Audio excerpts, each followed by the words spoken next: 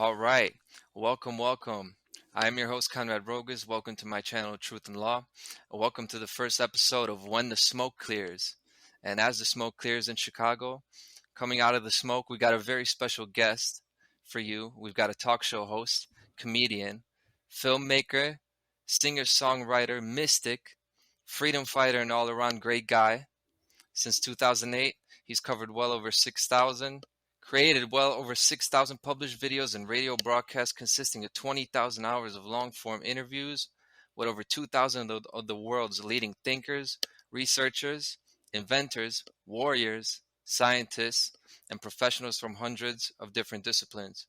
He hosts the Vinny Eastwood show every Sunday at 4 p.m. on Republic Broadcasting Network, and he is also part of the One Great Work Network. And he is Bad News. Ladies and gentlemen, Mr. News himself, Vinny Eastwood. What's up, bro? Thank you for having me. All right, man. Thank you for joining, man. So, how you feeling? Well, my standard response is I'm borderline and unfabulous, but other than that, like crap, Well, you're a day ahead of me, and New Zealand is much more than a day ahead in the descent to tyranny, right? Mm-hmm. Oh, yeah. She's pretty tyrannical in this little archipelago, it's kind of like a nationwide gulag. And just recently, our Prime Minister announced his little tour. A little man doing a little tour. He's kind of looks like a little schoolboy, short shorts and a little hat. And he cruised up to Vietnam, a communist country, and then he met Klaus Schwab, a globalist, on his way to China, a communist country, to meet with the premier, was like the head honcho commie. And I'm like, yeah, that's kind of New Zealand in a nutshell. Communist, globalist, nothing else has a chance to get on the tour. I have maybe heard a few whispers about New Zealand and China relations tightening, so, Oh, yeah. Getting tight right in there like a Chinese finger trap. Who wouldn't want to get snung with those authoritarians? Why not, right? All right. Well, New Zealand's sort of like a former British banking colony and centre of worldwide organised crime in terms of money laundering. I believe in the Panama Paper leaks, New Zealand was mentioned like 66,000 times. And basically what that means is because we've got a river of dirty money running through this country, we're kind of like the Cayman Islands of the South Pacific. And speaking with gang historians and things of that nature, people who are actually members of the gang who are there, officially the historian, telling me that the New Zealand police actually helped set up their particular gang.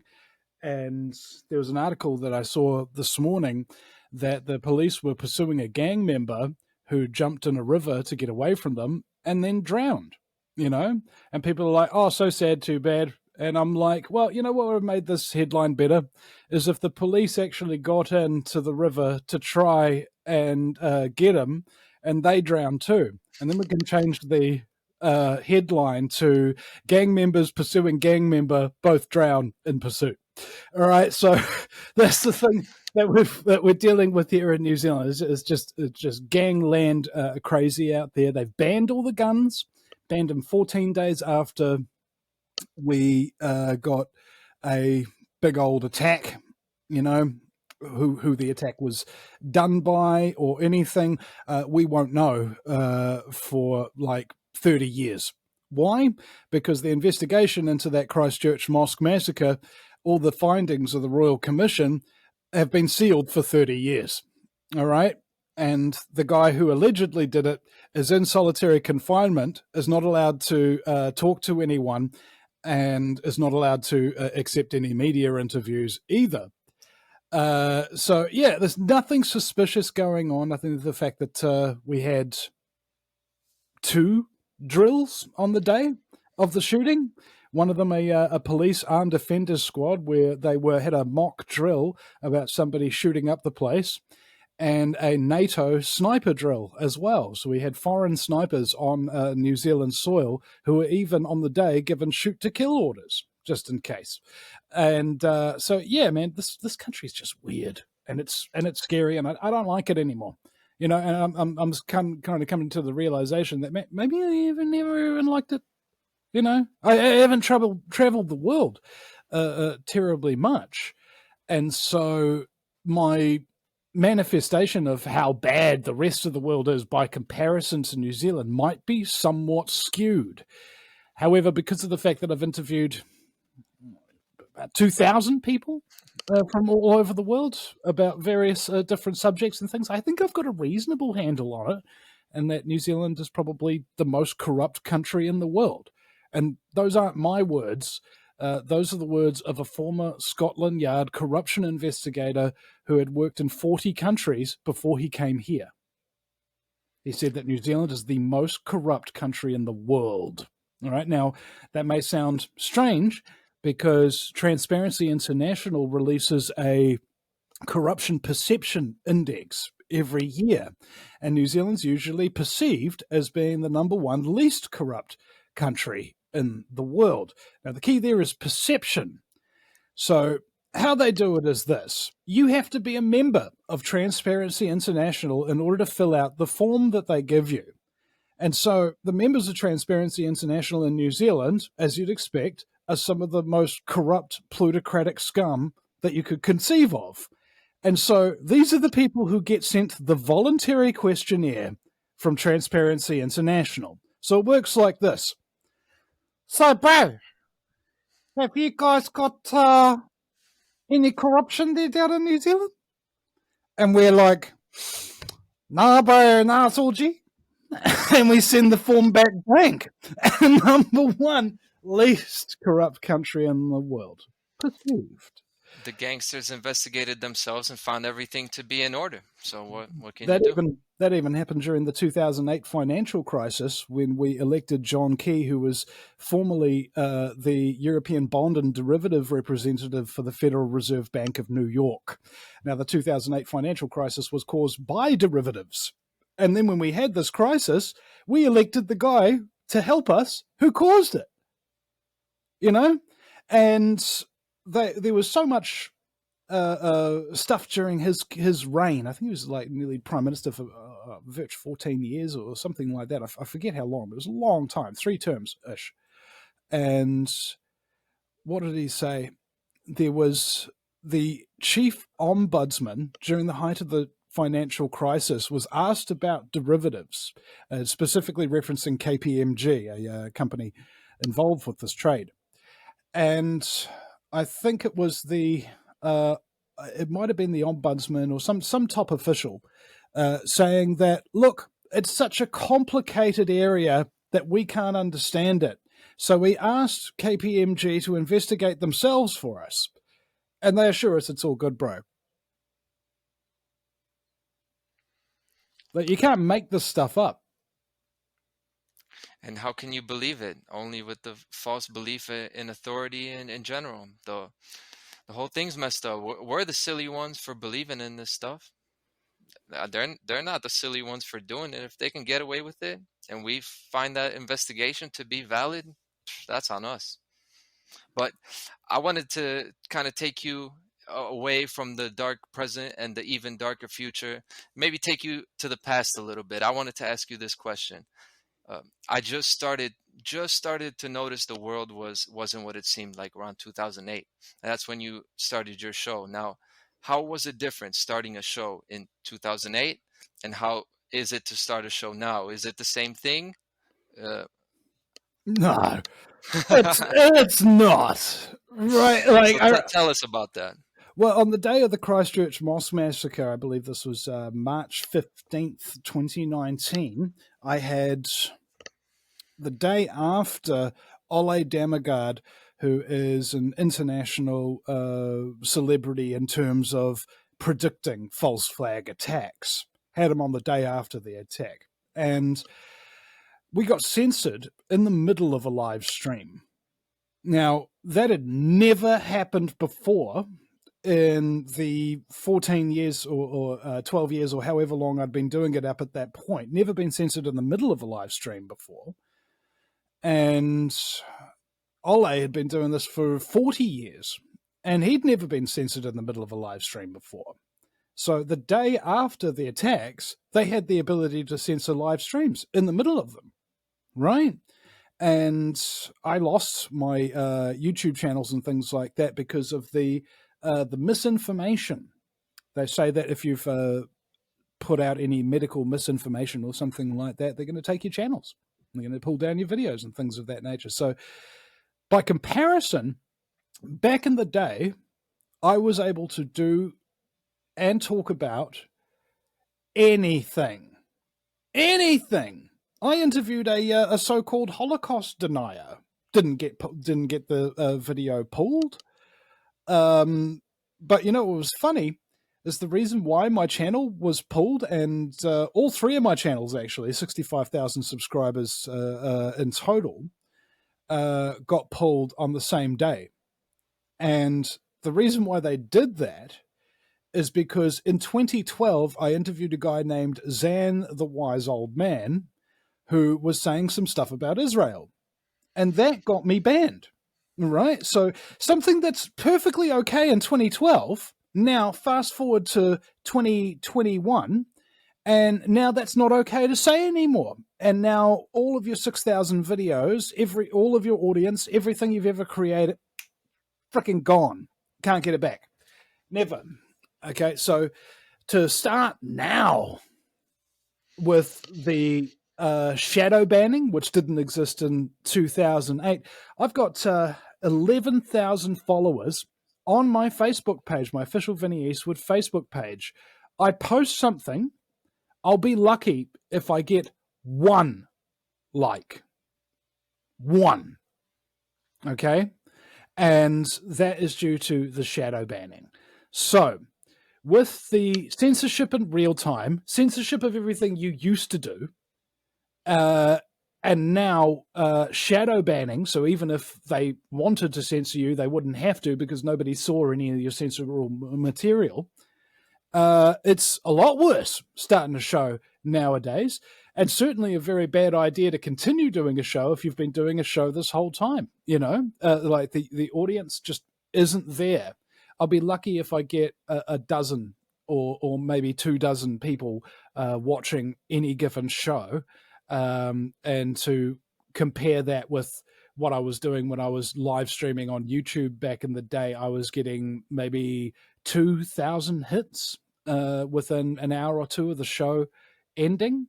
And now I'm lucky to get over a couple of hundred by the end of the week. So, yeah, man. And they banned my Patreon as well. They didn't tell me that they banned my Patreon. They just banned me, let alone telling me why. I had to find that out on my own. And with the demonetization came before the deplatforming, mind you. They ramped it up, didn't they? First they did the shadow banning, then they did the demonetization, then they did the deplatforming. And so now, anybody who wants to make money by telling the truth and doing the right thing, very, very difficult. I was making $4,500 extra than I am making today per month, US. It's just through my Patreon and the super chats that I was getting through YouTube. So to have to live on $4,500 less a month, every month, is extremely difficult. So I don't envy anybody who's coming into this game now, because back in the day, you could make a career out of it. You know, you could have some kind of respect. You know, people could actually see your stuff and what have you. But now it's it's preaching to the converted to a large degree. Just only the people who really know about you and are absolutely tuned into you and stuff like that. It might be only a couple of dozen of them in the world for me right now. Wow. Well, I'll tell you this. That's not exactly the answer I was expecting, but well, because I was thinking, oh, what must have been so difficult getting the technology was it was more expensive. You had to get on somebody else's platform, whereas now you got your own website, you get all this stuff, it comes cheap. It's so easy to get the technical knowledge now, and it's so much easier now to begin, right? And I was just thinking about that.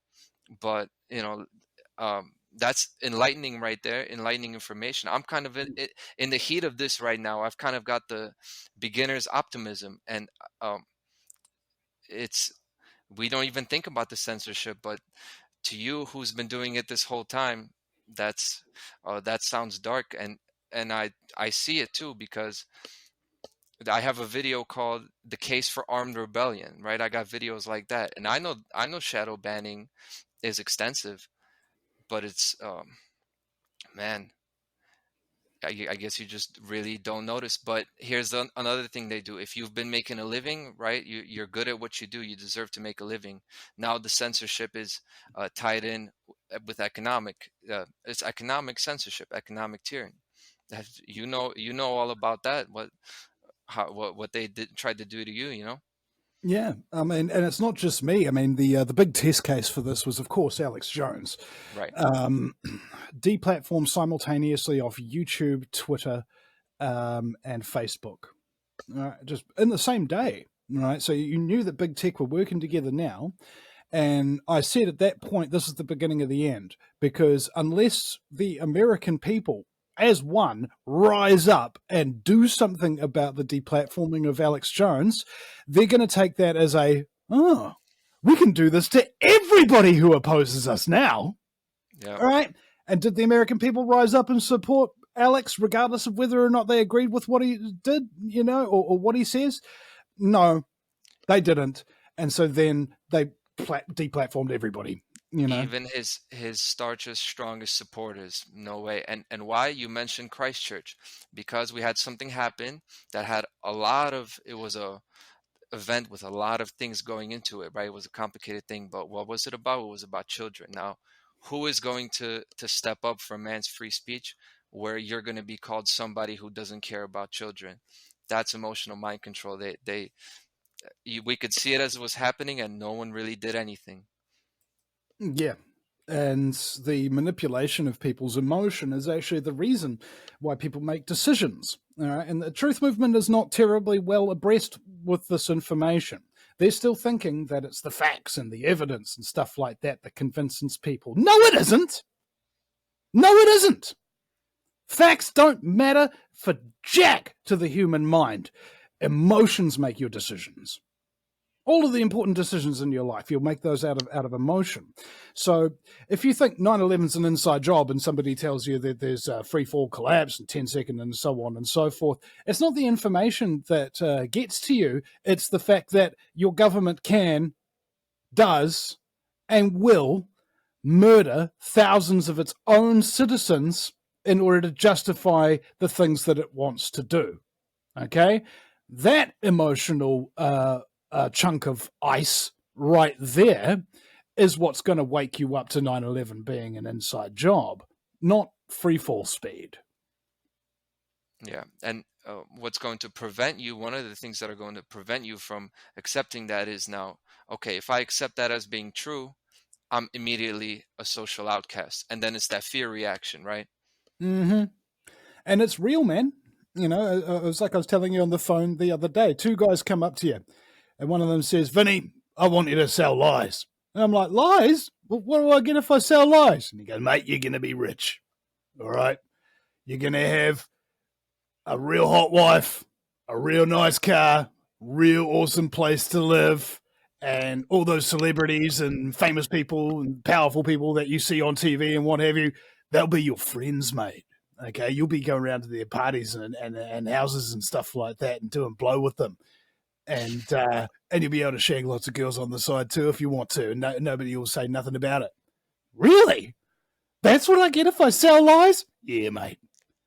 What about you, bro? What do you reckon I should sell? I reckon you should sell truth, Vinny.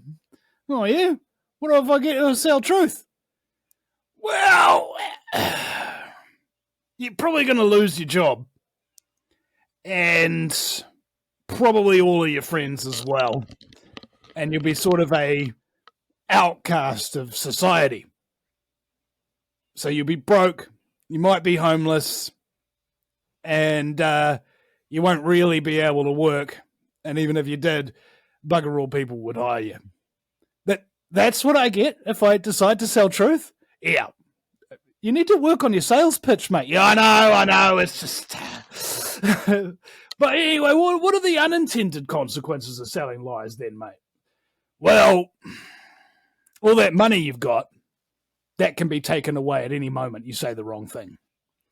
All those friends you got, if you're down for the count and you need help, they won't be there for you.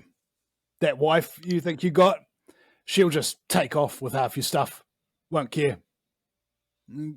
Really? Yeah, mate. Well, what about the unintended consequences of telling the truth? Well, you'll have a couple of good friends, and they'll be there for you whenever you need them, really. And you'll have trust in your life and real love. But you won't necessarily get rich or terribly successful. What you will get, however, is everything you need to survive and live when you need it, in the exact amount you need it, at the exact time you need it. Okay? So that's really the choice. You can live a fake, fancy life with all the trimmings of the three-dimensional realm, or you can deal with the suffering, pain, and outcast status of telling the truth and have only real decent people in your circle and everything you need when you need it. That's basically it. And a lot of people, they look at the TV, they look at the movies, and they see all this fame, they see all this fortune, and they think that that's what they want to do. That's what I thought I wanted to do. But then when you look at the truth and you realize how important it is and the consequences of not following it, it doesn't become a choice anymore. It sort of becomes an obligation. But it seems to be an easy choice if you have the discernment and the ability to delay gratification, to see the big picture. If you can put yourself 10, 15 years ahead, it seems like an easy choice to me. I've already in my young life taken the path of going down the path of lies, and it didn't take long to figure out that's not what I wanted. It seems to be a pretty easy choice, that the long, hard road is the road we need to take, right? Yeah.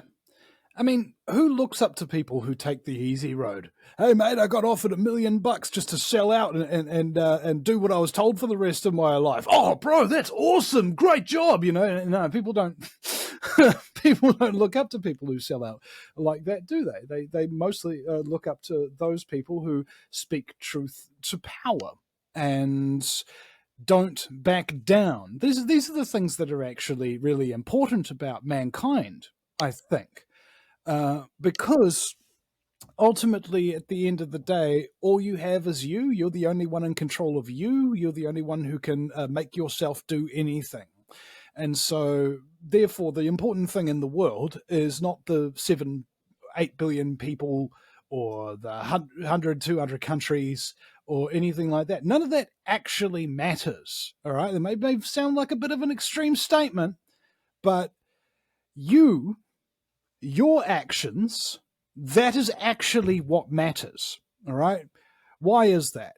Well, because the collective doesn't exist, okay? You can think of it as an abstraction, okay? So you see a tree and you know that that's a tree, but if you see a whole bunch of trees together, if there's enough of them, you call it a forest. Now, go back to the tree. Can you touch that tree? Yes, you can. Then go to the forest. Can you touch that forest? No, you can't, because it's an abstraction. Like government. Government doesn't really exist. It's just a group of individuals that you can't touch in it, because people have this idea that the collective is something. My opinion is that the collective is nothing, and that it is only comprised of the individuals within it, which makes the world a lot easier to make out, because a lot of people are talking about political parties and all of these groupthink ideas and what have you. But when you realize that the political party is subservient to the concept of individuality, you realize that that party is only made up of individuals. Each and every one of them, if you're talking about the Democrats, seem to be, crazy. Like, just out of their minds. Like, oh my goodness, these people are saying that? These people are doing this? This is unbelievable. And you think it's unbelievable because you don't realize that the world's run by crazy people. Okay? Crazy people got together. They're inbred, they're rich, they're psychopathic, and they've got connections up to wazoo. What would they do to a planet if they existed on it with those resources? They'd try to make it more like themselves, wouldn't they?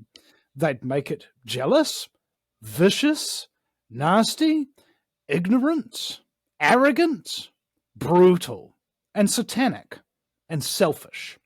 All right? Now, the difference between individuality and Satanism. Satanism is described as a love affair with the self. All right? I love you, me. You ever hear these New Age people freaking talking about that? These people are freaking de facto Satanists.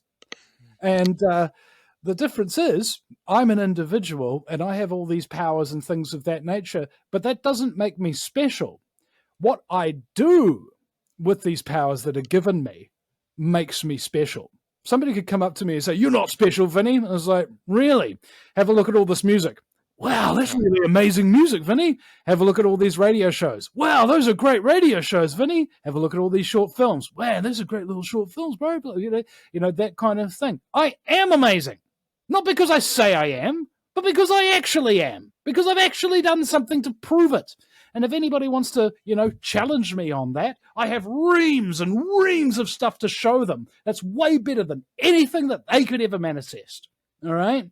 So if you are an individual like me and you're particularly talented, it is your own fault if you don't do things. And it is to your own credit if you do. And people go like, "Oh, you're tooting your own horn," and so on and so forth. And I'm just like, well, okay, that's fine. I understand that you've got tall poppy syndrome. This is what we call here in New Zealand. Anybody who sticks their head up and be like, "Hey, everybody, look at the stuff that I can do." And we're like, "Oh, that guy's a dick. Oh, he's so arrogant. Oh, my goodness, I'll never listen to his show." That kind of thing.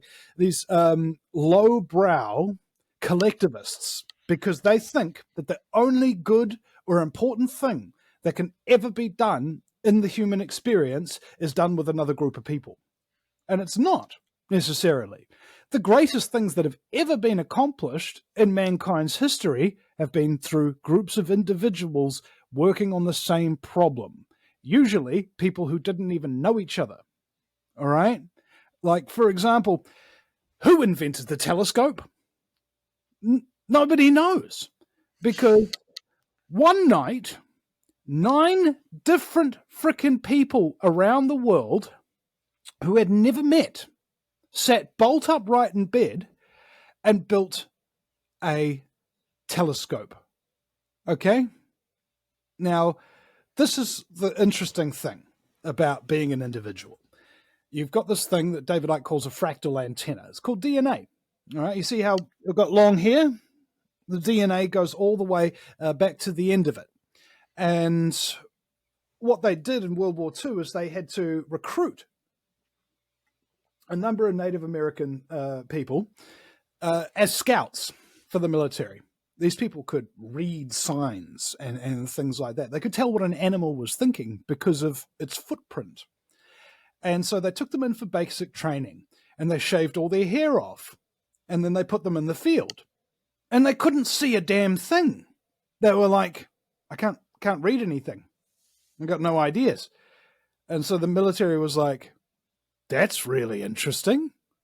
Let's get a few more of these guys in, and let's not cut their hair and do some tests." And so they had these 2 groups of guys, one with their head shaved and one with not.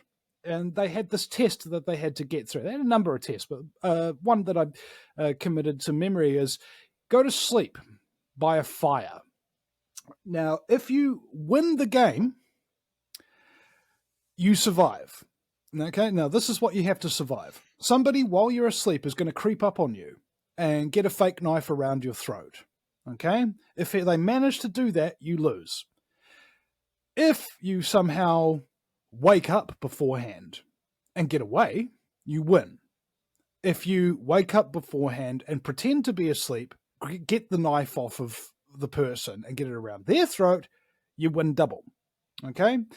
And every single time, the ones with the shaved heads were asleep by the fire, they wound up with a knife around their throat. Every single time. They lost. Whereas the ones with the long hair, the exact opposite was true. Every single one of them passed the test. Now, how is that? That you can pick up information from the universe through your antenna, that's your hair, and this can be decoded and become of actual practical significance. Think about the musicians in the 70s and 80s and things like that. Did you see a shaved head among them? You know, generally speaking, no. They all had long hippie boy hair and stuff like that, even up until the 70s and 80s after the 60s were over. And this is the reason why, because you're able to actually pick up manifest signals. Okay?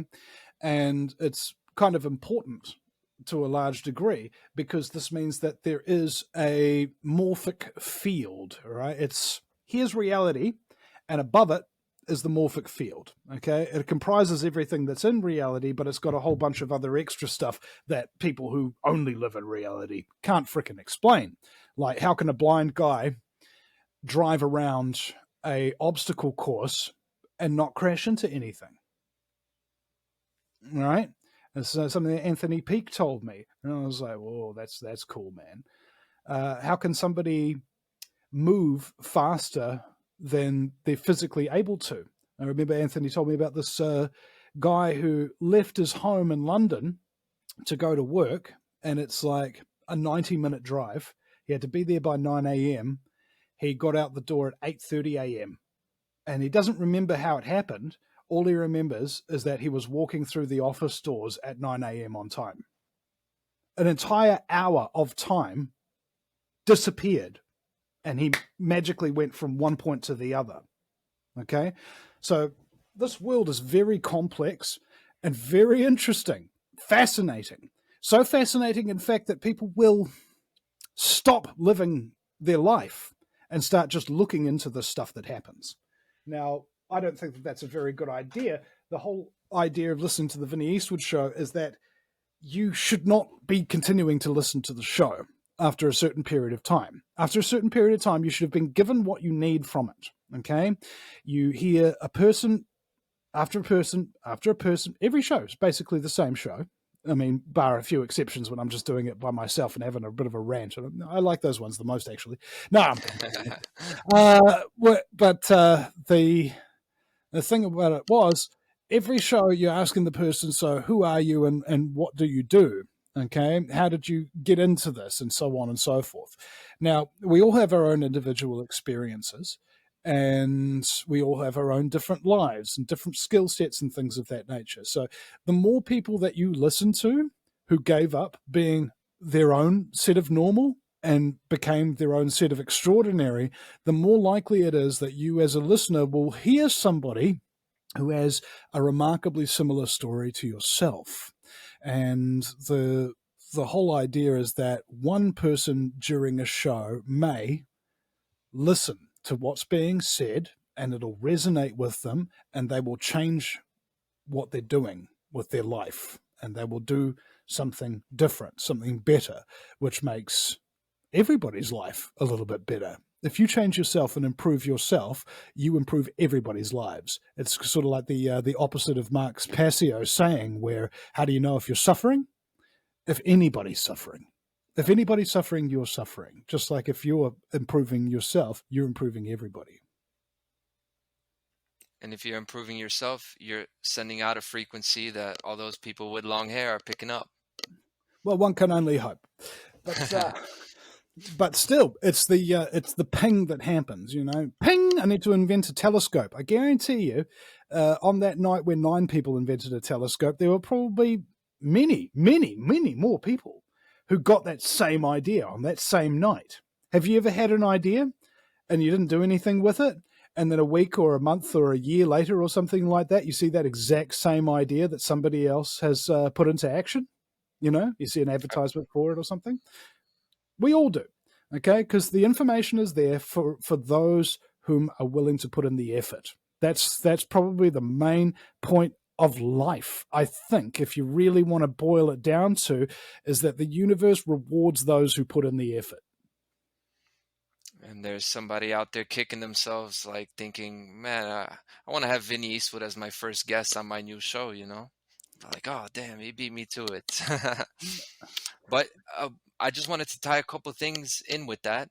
When you were talking about the hair, I thought of how the military, they shaved theirs into a square, actually, just that shape of a square. And that's all a collective. That is the epitome of collective over individuality. And obviously there is only individuality, because they want us to think there's no individuality and that we're not individuals, because then if we're not individuals, then there's no property. And that's what they want, because they want all of our property. They want it all for them. These people. It's a great scam, the collective, you know? Yeah. It doesn't exist. I mean, they're like the Borg, you know? You will be assimilated into the collective. And this is the thing that I love so much about sci-fi, is that sci-fi has the golden ticket. Sci-fi can tell you anything that the elite are doing and put it in a science fiction context, and you'll believe that it's fantasy, when in actual fact, it's one of their plans, or it's one of their devices, or it's something that they've already done, you know? And so this is how you kind of get people into predictive programming, all right? If you've seen it before, and if you see it manifest in reality, you'll be more likely to accept it. But if you've never seen it before, never even heard of it, and people hadn't seen, I don't know, how was it? Since 2008, I was starting to pay attention, and every single year there was some type of outbreak or pandemic or whatever that they wanted to vaccinate everybody for. Every year. On The Simpsons. No, and it wasn't until 2019 and 2020, when we started getting locked down and everything like that, that I suddenly realized what they were doing. The main principle of advertising is that you have to see something, I think, like 7 times at least, Right. before it sinks into your mind. So what if they're telling us over and over and over and over and over and over again the things that they want us to think, the things that they want us to believe, and then when it happens, we just sit back and accept it?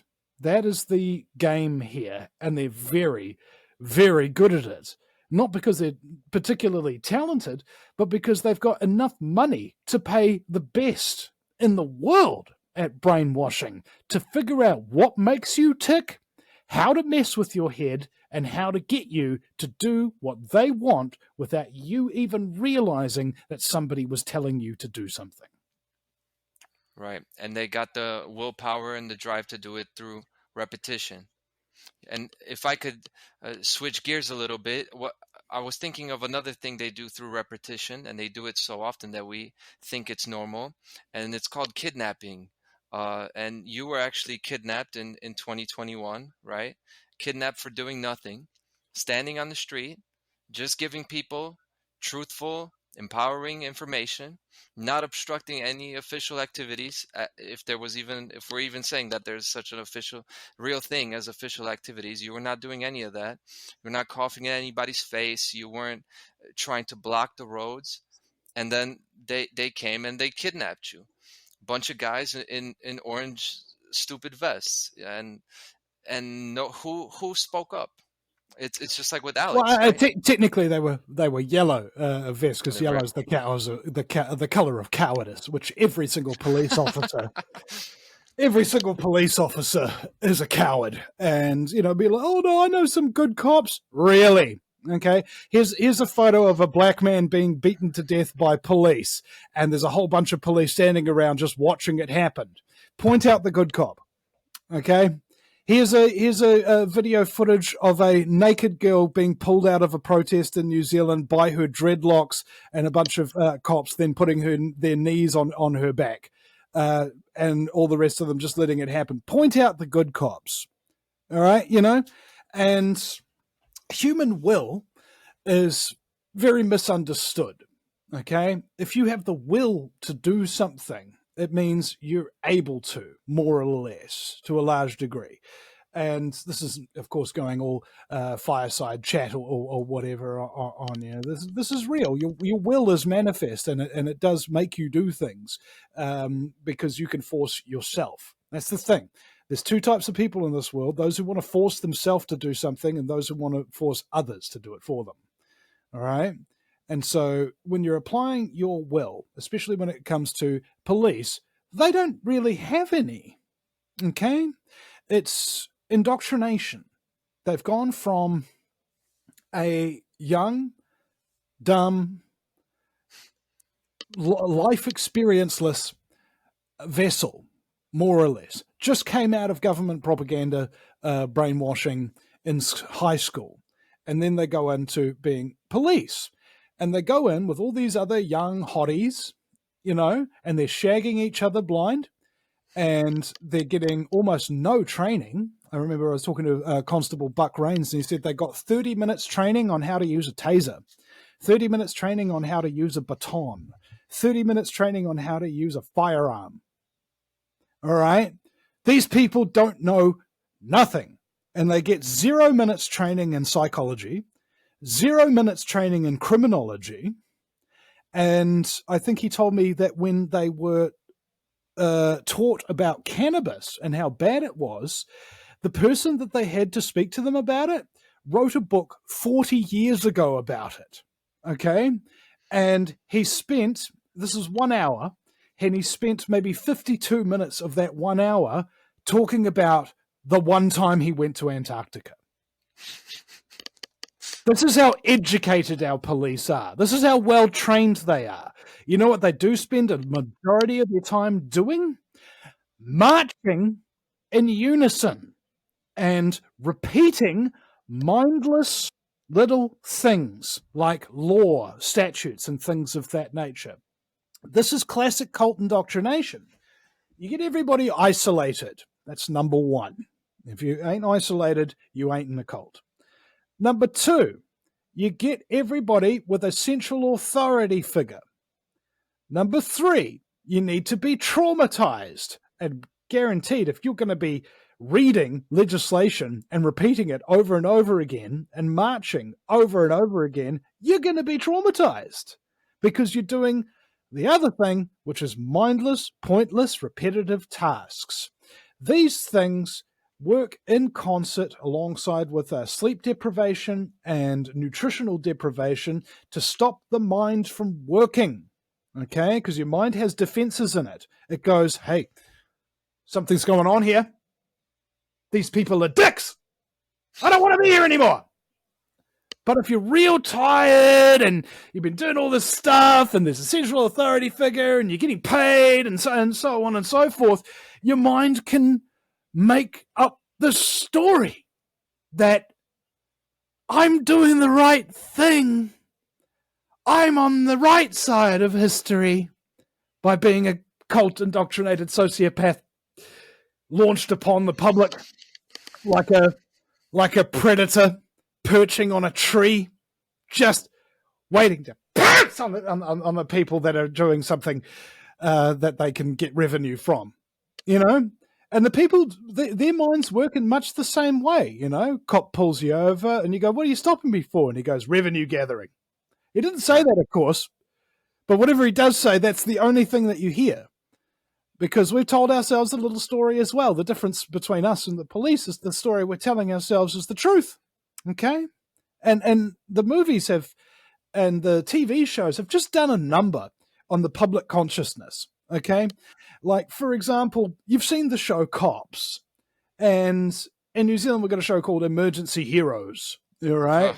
Like, they pull over an unwarranted, unregistered car who's got a beneficiary driving it, who's got shopping in the back to go off and feed his kids, and he gives them a $700 fine. Emergency heroes. These guys are protecting society. It's just a complete freaking lie. And you see all these guys as big action heroes jumping across rooftops and blowing away bad guys and busting stuff and what have you. Whereas the statistics don't actually support that. Police, in the course of doing their job, create crimes. Okay? Here's a crime. If you got assaulted by a police officer, that's a crime. Now, in New Zealand, and I'm pretty sure this model really persists in the entire Western world, if you complain about that, the people that you can complain to are called the Independent Police Conduct Authority, the IPCA. And guess who's the staff are? They're the New Zealand police. So you're going, hey, the New Zealand police assaulted me, New Zealand police. What are you going to do about it? Well, we assaulted you. What can we do? Like, I mean, we can't take back the punch to the face, can we? Get out of here, boy.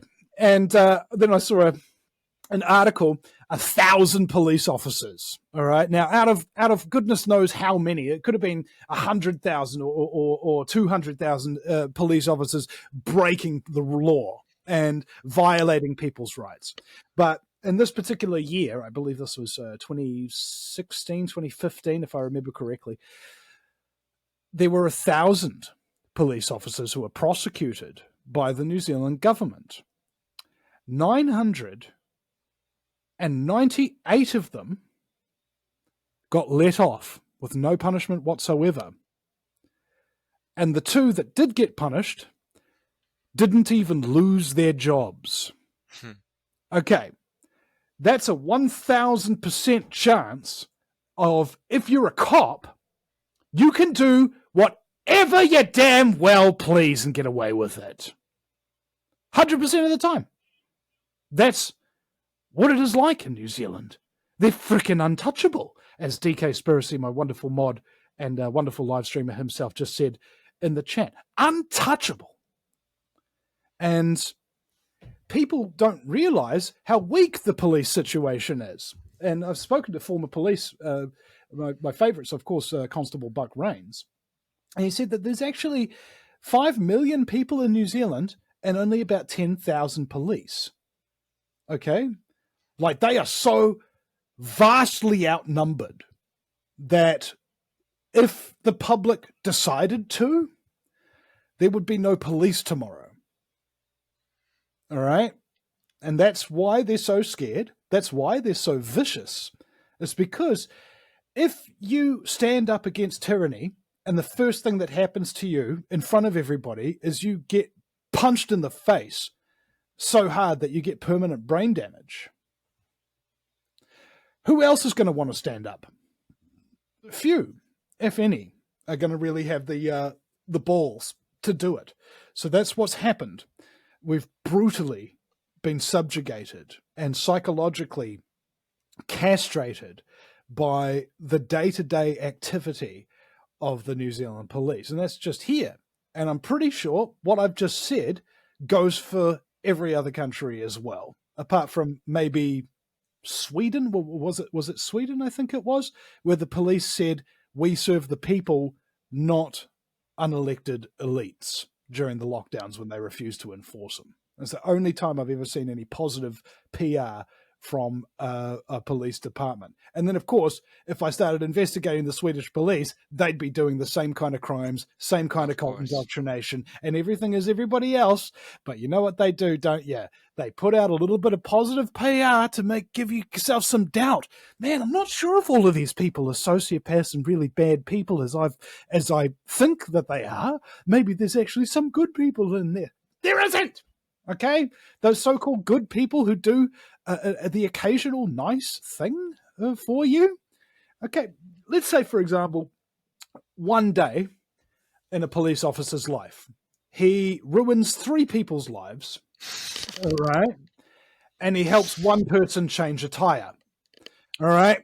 Now, is he a good person just because he changed that tire, Or is he a bad person because you take the entire context into into view, right? They hurt people. They destroy people's lives on a daily basis for a living. That is a bad person. Okay? That's like the definition of it. You know, that guy who's tired, he changed. He's probably a drunk driver. He's going to kill 10 people on the way. So knowing them, anything they got the opposite of the Midas touch. Anything they touch turns to coal, you know. But, you know, here in it's called America, it's called, as the Scottish would call it, the shitus touch. the shitus. Well, you know, here in the United States, at least, they look like tyrants. They wear your black, they wear the blue, they got the gun on their hip. You could see them. So when you get arrested or kidnapped by them, like they did to you at least know, oh, this is a scumbag coming to exert his will on me. But I saw that day democracy died, and I see these guys in their bright yellow vests coming up, and I'm like, these guys? And it's so dystopian. They don't seem to do any super aggressive movements. They're not like a fighter like this. They're just like a wall of drones coming to take your rights, and then they put you in the van. And then you mentioned someone that got solitary confinement. You got the 2023 version of solitary confinement. If you take a professional radio host and take the internet from him, take his ability to connect with the person who went through the trauma with him, is that not like solitary confinement in the modern age? And that's recognized internationally as a torture method. Yep, and it was, what was it? Dr. Reba Labo and Ralph Fusatola contacted Amnesty International about this. And Amnesty International is so corrupt that they won't touch it. Yeah, I saw that episode. Dr. Rima's incredible, but of course they won't touch it. All these organizations, they're more collectives. We need individuals to step up, right? And that's the thing. You need groups of individuals rather than a collective of individuals. And it's a different thing. Like, I believe Stefan Versteppen told me that the four-man team, military operations throughout the developed world have been occurring since humanity basically began. There's been war of some kind or conflict. And the four-man team, after all those centuries and thousands of years of war, have been defined as the best unit, okay, for doing damage, getting away, transporting. That's four guys. You can sit them in one vehicle. You can get into an area, cause a whole bunch of havoc, and then get them out. Four-man teams, guys. So when you're doing thousands of protests and things like that, what if instead of going, let's get 10,000 people to walk down the street or 4,000 people to walk down the street, I'd say, no, let's get 1,000 groups of four people to sit on every single corner in the city that's major. That would be the most effective protest ever seen, because you're not just walking down a singular street. You've got the entire city covered with the same amount of people, right? See, this is how it works. And it's the small groups of individuals with skills that come together that work things that can really, really change things. And every time somebody goes to the government or goes to the police or any kind of organization with power to help solve their problems, they wind up becoming the victim of Satanists and communists, more or less, much like this entire world at this point is, because people have been raised on collectivism so long that they don't know how much power they have as an individual. And the collectivists know that that is the most important part of their plan, is to make sure that people don't know how powerful they are. You know, somebody was talking once, I think it was James Corbett, about 500 years ago, this French philosopher wrote a book because he was plagued by a question. Why do people submit to tyranny? Like if you look at the dictators throughout history, they're generally shorter than most people. They're often sickly and soft and weak and overly emotional and very immature. These are the kind of people which, if you were a big, strong man, you could just take them the hell out, no problem, right? But for some reason, all throughout the entirety of human history, people have bowed down to them. This French philosopher wondered why. And he found out it's not fear, it's indifference. Okay? If you don't care, those people can do whatever they want to you if you don't care. All right? This is what Mark Passio talks about, true care and whatnot, and how important it is to show it. But if people don't care, and if people don't want to take action, it makes the tyrant's job easy. And that's why tyrants have placed so big an emphasis on making people afraid, and then such a big emphasis on keeping people entertained. Imagine for a moment that I said to you, hey, look, there's a tyrant over there. You can get yourself really badly hurt, and you can have your entire life screwed up and maybe even get killed, but you can take out that tyrant. Or here is 10,000 forms of entertainment that you can spend your time on instead. You see? How many types of people are there? How many types of entertainment is there to satiate their will, to derail it and distract it and what have you? I think this is why the entertainment industry is probably one of the most important that it's ever been, really, because this is the thing that prevents people from taking any action against the forces that assail them. And you know what? Even for those people that they're going to be the ones to go take down that tyrant. They even have a channel for them.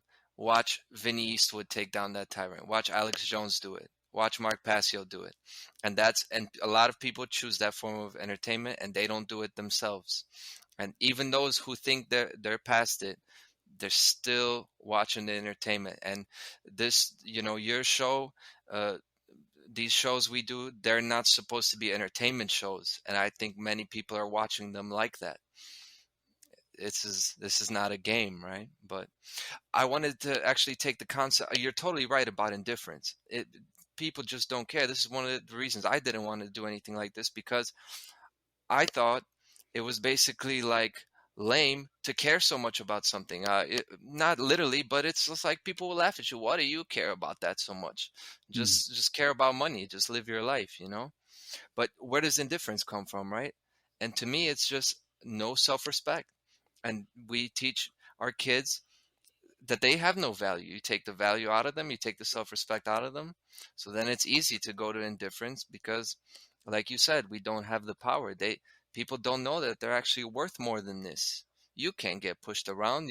Look at you, you're better than this.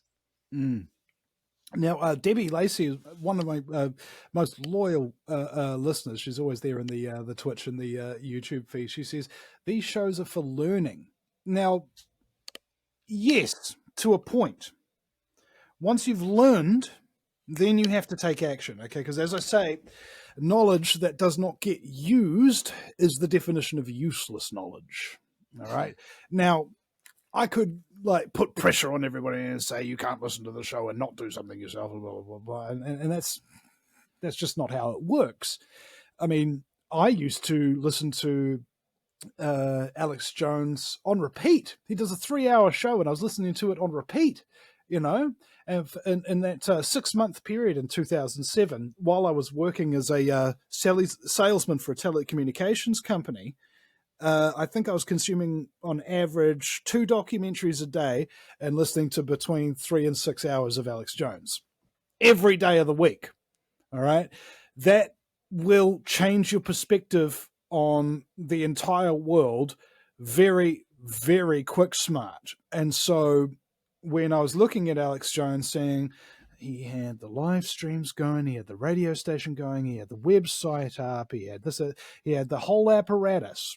All right. So I was like, is there anybody in New Zealand who's doing that? Any part of that? Nobody? Really? Like, I'm I was a 24-year-old boy who didn't know jack about the world, and I got angry enough to do something about it. Okay? And for, what was it, 2008 through 2019, I think it was just after Jacinda Ardern got elected. Did she get elected in 2018 or something like that? I forget which. I do not know. When did Jacinda Ardern get elected? Yeah, I'm not the biggest fan, so I'm not sure when she was born. I'm not sure when she was elected. I stay clear of that. But here we go. October 2017. There we go. So from the period of 2008 to 2017, when Jacinda Ardern became Prime Minister, there were zero, and I mean zero, other people in the entirety of the 5 million in New Zealand who were doing what I was doing, which was basically what Alex Jones was doing. Zero. She pissed people off so much that you virtually can't even turn a corner in this country now without seeing some new person who's only been broadcasting a year talking about we're going to take this government over, we're going to mount an election campaign, we're going to do this, that, and the other. That's what happens when you piss people off. They react. Okay? But John Key didn't piss people off as much as Jacinda for some reason, right? And this is ironic as well, because John Key's the right wing. He's the National Party, the equivalent to the Republicans here in New Zealand. And you know what happens when the Republicans are in charge and the left aren't? What happens? Huge protests, huge this, that, and the other, all the freaking time. You know, we don't like Trump. Because they're collectivists. Okay, they can't actually like individually go up and do something about it or start their own thing or whatever. They need a whole group of people, otherwise it's just me. And that's the thing that I noticed when I was protesting beside all these leftists in the reign of John Key. And then Jacinda comes in, does almost the exact same thing in every way that matters as Jacinda, taking away people's rights, passing successive crappy legislation, so on and so forth. All things John Key was guilty of. Did you see any protests of equal size or frequency as you did when the right wing was in charge? No, you didn't. And a word on protesting, it doesn't work. Glad you said it. I've been to hundreds and hundreds and hundreds of protests, maybe 1,000. And not a single effing one of them got any concessions from the government or anything that they were after, right? Not a single one of them. So if you are protesting, I never went with protesting to the point where I believed in what people were protesting against, per se. Right? Yes, I would have agreements with them, and yes, I don't like this, and yes, I'd like to say something about it. But that wasn't why I was there. The reason I was there is because I'm really good with a megaphone, and I make that shit fun. All right, bro? Like honestly, you have not been protesting until you've been protesting with Vinny Eastwood. I am the man. It is so awesome. It's so fun. So funny. Have you ever noticed how an amplification device makes you funnier? You know, I didn't until I had a megaphone. And I was like, yeah, this is awesome. But actually, that's not the main reason. The main reason is you find all those people who have the megaphones, all those people who get on the microphone, all those speakers and things of that nature who have been invited to speak. Why? Because when you watch the news of the protest that night, you see between 4 and 12 seconds of coverage of that protest. There was a protest going down Queen Street and they were protesting the government's new mandate laws or whatever. That's it. Okay? But when you're listening for an hour while you're walking to the things that people are running out through the megaphones.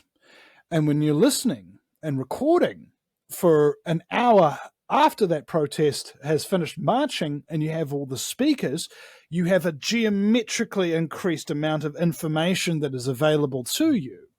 Now, I was the only one who got off my ass in this entire country to go to those protests, record them all, then go home and edit them and include all the speakers, everything that they said, so that there would at least be some kind of record of what is being said, the knowledge that they're giving out. All of that's gone now. Now, there might have been a bunch of people out there who saw one of the videos back in the day or something, and it might have inspired them, or it might have taught them something that they don't know. All that benefit of that knowledge is now no longer available to anyone. Okay?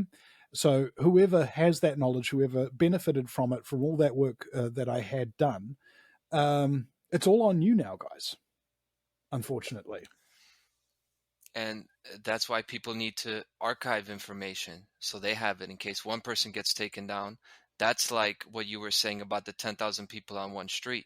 Mm-hmm. Well, we need to be the people. We need to get a couple people on this street. So if they send their guys over here, we can re-upload these videos. And now it's not so easy to launch a mass censorship campaign. It's easy to censor one person. It's not that easy to censor entire countries, right? So that's why we need more podcast hosts. That's why we need more people doing this. And I wanted to ask you about that. I wanted to ask you, what makes a good podcast host? How can we be, maybe not like Vinny, but what do people need to do? Because we want these people that are so pissed off right now that they're going to do something. Well, what kind of qualities need to shine through them? Are they having fun? And are they being themselves? That was the two things that I got told by Danny Romero at American Freedom Radio. When you're doing your show, be yourself, have fun. All right? Because if you're being yourself, this is actually my rule, not Danny's. His rule was have fun. And I just went on from that because basically, if you're being yourself, you're relaxed. And that relaxes the audience. And if you're having fun, they'll have fun too. All right? That's basically it. Now, there's all sorts of talk radio show hosts, and they have all sorts of different kind of purposes, right? If you want to bang your head against a brick wall, trying to wake up people who will not wake up no matter how hard you try, this gig is for you guys. Like, honestly. You're in for a treat, guys. All right. You don't do it because the job itself is fun. Okay. The job itself is horrible. Okay. You're dealing with the worst schisms of reality changing concepts that have ever been conceived of by man on a daily basis for a very meager living. Okay. Not a great sales pitch. Do it because you want to have fun with it. Or at least that's how I do it. Now, the idea behind archiving other people's things and what have you, I did a video called Jacinda Ardern Exposed in 7 minutes or less. And that was part of a series, a documentary series that I made about every single political party in New Zealand, and including all previous prime ministers, showing that they all of them, every prime minister we've ever had and every current party that we have are globalists, all right? Without exception, right? And the only reason why that's still on YouTube is because somebody stole it and re-uploaded it. Thank you, whoever that was. You stole good. All right. Now, in addition to that, my other one was Pete Santilli's, unauthorized biography. This guy messed my life up big time. I was doing 5 shows a week. I was running Guerrilla Media, and then he took Guerrilla Media from me, and I was so depressed by him and his flying monkey attacks and things of that nature that I really kind of have been running lower ever since. Wow. But it was like maybe 3-4 years it took of him harassing me for me to react. All right. That's how long it took for him to piss me off, to the point where I was like, that's it. All right, son, you got problems now. So we made a documentary that was only 14 minutes long, and we got through this guy's entire past. All the horrible things he said to people, all the horrible things he's done, all the stupid things that he's said, and all the victims that he's got. We had like over 50 of his victims that were guests on the Vinny Eastwood show over that 3 years. And the amount of information that they gave us behind the scenes and things of that nature all went into the documentary, to the point where you can't look at this guy or hear his name anymore if you've seen that documentary and think anything other than what I want you to think, because I want you to think the truth. This guy's a sociopath. This guy's a liar. This guy is scum. Okay, stay the hell away from him. And I think maybe only a month or two later, after the release of that documentary, people were coming at him left, right, and center, to the point where he had to do live broadcasts with a big crazy manic look on his face, denying the things that were in that documentary, which were undeniable. And then he got arrested and put in jail. And he wasn't allowed to testify because he was an FBI informant, which we exposed in the documentary. Can't make it up. Mm-hmm. But you know what, Vinny? That's how it would work in a society without centralized authority to punish people and put them in jail. The person who's wrong will put their will forward to put the truth out there, and the people will see it and they'll say, okay, that person is wrong, he's immoral, we do not mess with him. We, maybe they don't kill him, but he's not with us. And that's how things get done. That's how individuals settle their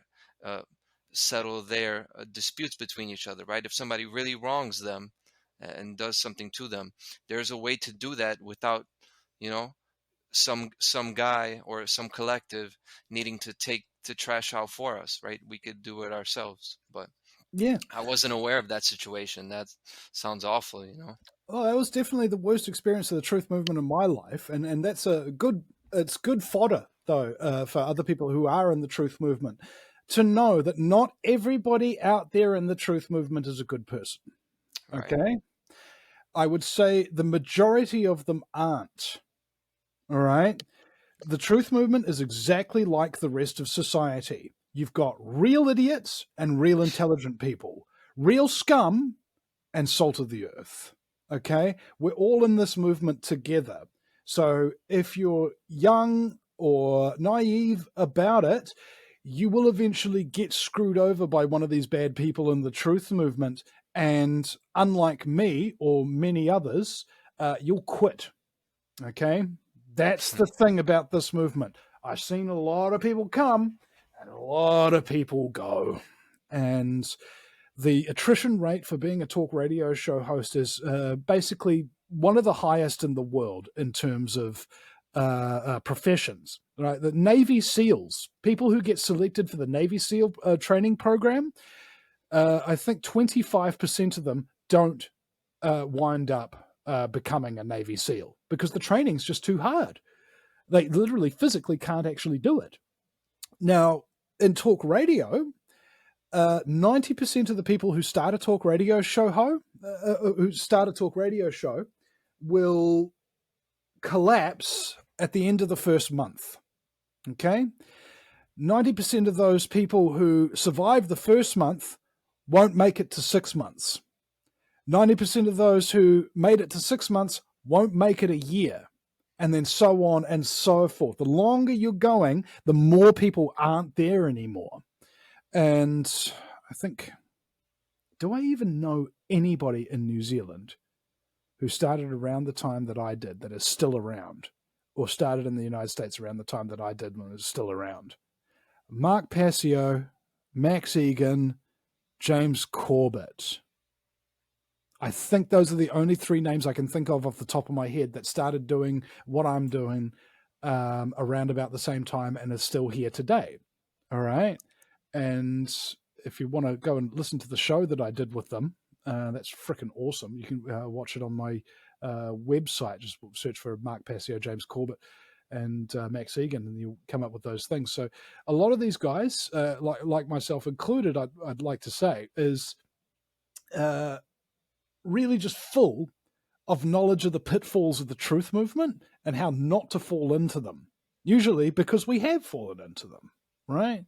And that's I think probably one of the most important things to really understand about the truth movement, I think, is it's just like the rest of society. You're not special and you're not suddenly a good person because you know 9/11 was an inside job. Right. You look at the real high quality people, you ask yourself how many Vinny Eastwood, Mark Passio, James Corbett, and Max Egans are there. Those are really unique, small group of individuals. But I will say this, Vinny, this weekend, episode 30, right after this, episode 30 of This Week in Tyranny is coming out, 30 consecutive weeks. You know, we're going strong. But I have heard this from people telling me, going week to week is very difficult. Don't get burned out. It's hard to keep up this pace. You know, for anybody that is seeing this and just started or wants to start, what are some ways you could prepare for that? You know, taking care of your health. What do you think? Well, I hadn't been taking care of my health. And so now I'm on the point where my naturopath is telling me, Vinny, I don't want you to die. You know, that kind of thing. Like that's what this movement has taken a toll on me. Because I wasn't taking care of my health. I was always about the work and doing the shows and editing this, that, and the other and helping out this activist and the other, but I wasn't taking care of myself. And so now I'm broke, facing 3 months jail and have almost no audience. And I'm sick as a dog, right? And that's what this movement will do to you. That's what it will do. It's nobody really gets out of it unscathed, I think. And I'm one of the most well-adjusted people that have gone through this because, you know, I've got humor. Humor is very important. And so why is it that this thing really kills people off so badly? And it's the emotional stress. Okay, let's say I'm talking to somebody who's been, I don't know, ritualistically, satanically abused by high-level pedophiles, including their own father, and who used a curved blade to cut the hole in between her anus and her vagina and rape the wound. Okay, let's say you've interviewed people like that. That's pretty freaking traumatic. And then you're going to do a show the next day. All right, so yeah, man. Your brain doesn't have any firewalls, okay? What that means is this. I can put ideas into your head, and your head won't be able to stop them from getting in there, okay? Large breasts jiggling, okay? You can do them, can't you? And the same is true with all the things that you learn about in the truth movement. You learn about aliens or reptilians or satanic pedophile cults or whatever it is. Most of this stuff is not the kind of thing you'd want to do in real life, okay? At least when you watch a horror movie, you know that it's not real, and you know that when the movie's over, you don't have to be traumatized by it anymore. But it's very, very different when you're talking to people who have had stuff happen to them that you know is real, that you know is still going on after the show is over. You have to live with that. You will get depressed doing this job. If you don't, you're not human. You will have rage attacks, you know, that'll scare your loved ones. You will get short with your friends. You'll lose most of your friends, okay? Because the pain that you have to suffer through doing this is not a pain that the vast majority of people are capable of comprehending, let alone even helping you with. Okay? It'll usually be somebody else who's been through what you've been through, who's found their own way out of it, that will be able to help you out of it as well. They South Americans call this the wounded healer, where sometimes you will suffer a wound so great that you will not be able to see a life after it until you've met somebody, the wounded healer, who suffered similar wounds to you and made their own way back. So finding those wounded healers is very, very difficult, and it's even more difficult when you realize that the vast majority of the people in your life, family, friends, and things like that, people you thought you could rely on, are not interested in this information. And if they are interested, they don't understand what it's like to do this job. It really, the only people who really know what it's like to do my job is me.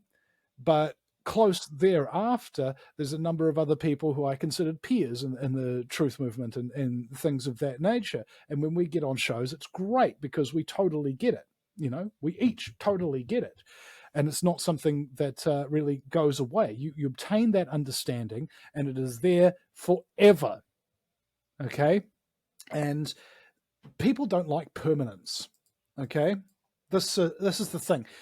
We would love to be able to lie to ourselves and say that, hey, there's a political solution to this.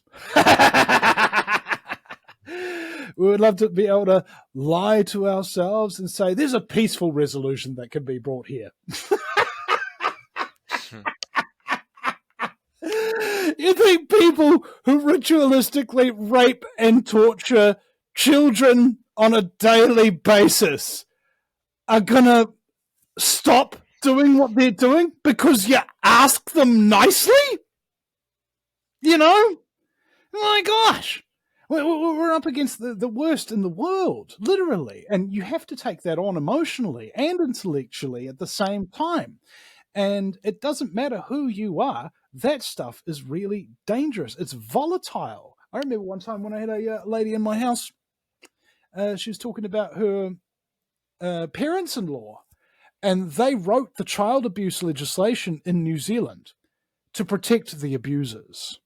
They had a soundproof house on Muriwai Beach that they called the Candy House. Okay? Really scary kind of stuff. She was here in my house for 6.5 hours, smoking cigarettes after cigarette after cigarette, or that kind of thing. So stressed out by the things that she's seen and had done to her, and all of that stuff, having no relief from that. Like, I have to actually sit here and take this for 6.5 hours. I couldn't talk to anybody really for about 3 months after that. Okay.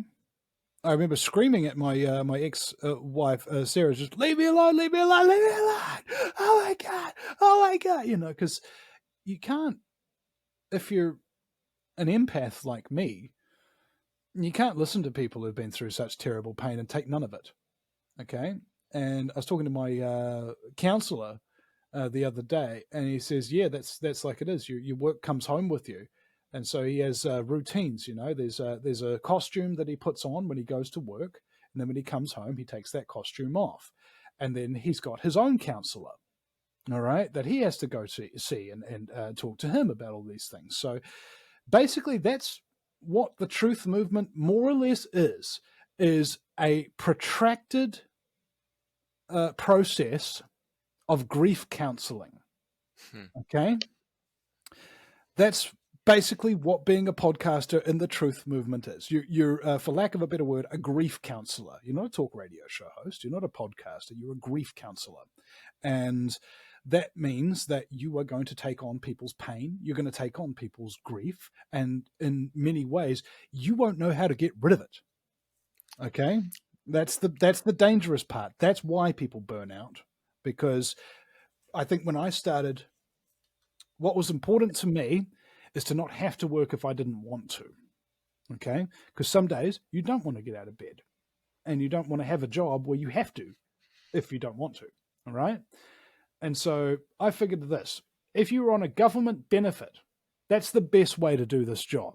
Because if you say, oh man, I can't be bothered going to work today, you're on the benefit, you're fine. All right. So what I did is I created my own government benefit, which is, hey, donate $5 a week to the Vinny Eastwood show. Keep doing the shows, keep doing the work and stuff like that. And now I've got enough money coming in, which is actually equivalent to a government benefit.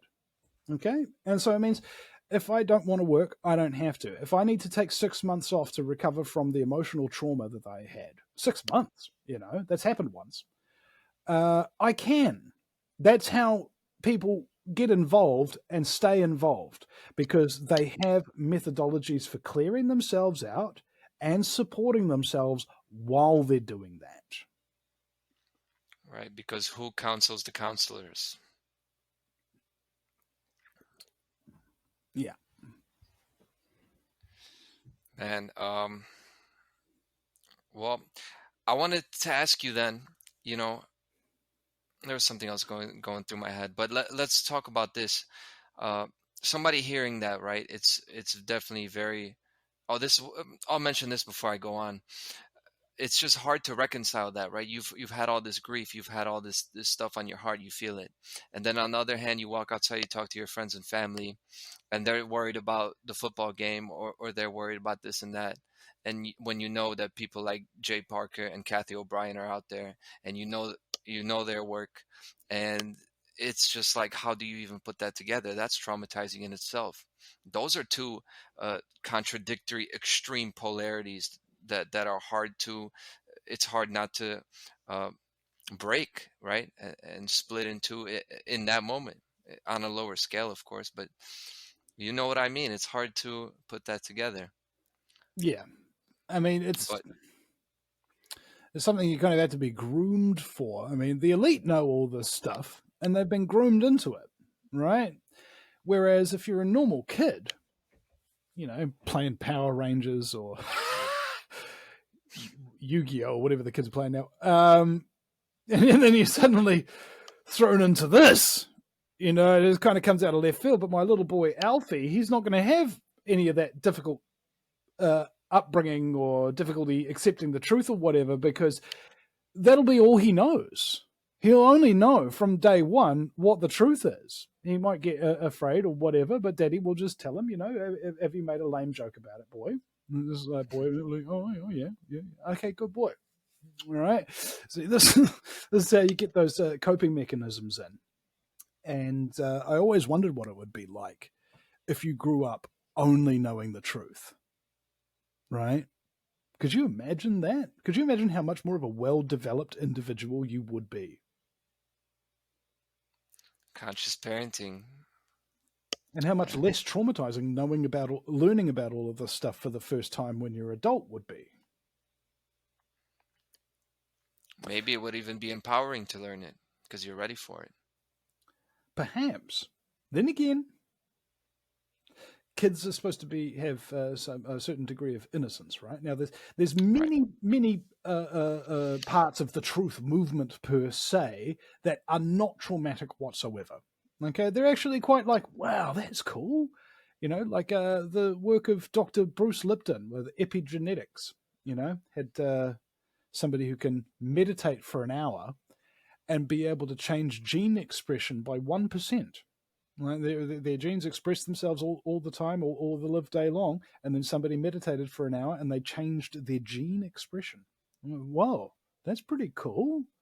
And these kind of things are like really wonderful. I'd love to have grown up knowing that. Or Rich Dad, Poor Dad by Robert Kiyosaki, and how you manifest things in your life is basically directly reacted to how much you want to and how willing you are for it to allow it to happen. These kind of things are very important but non-traumatizing. Whereas I think that basically, if you want to learn,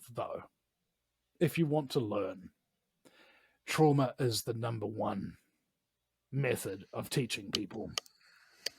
Nothing will teach you a harsh lesson like a lesson that cost you a lot. Seemed to have worked just fine for me.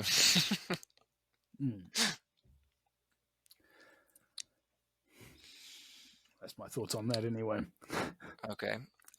how about your thoughts on confidence? I've been thinking about this, and this has been the big theme recently in my life as I'm thinking about not only how to tell people what I want to tell them, how to help them, how to make them not how to help them make themselves step into the role of being their true selves.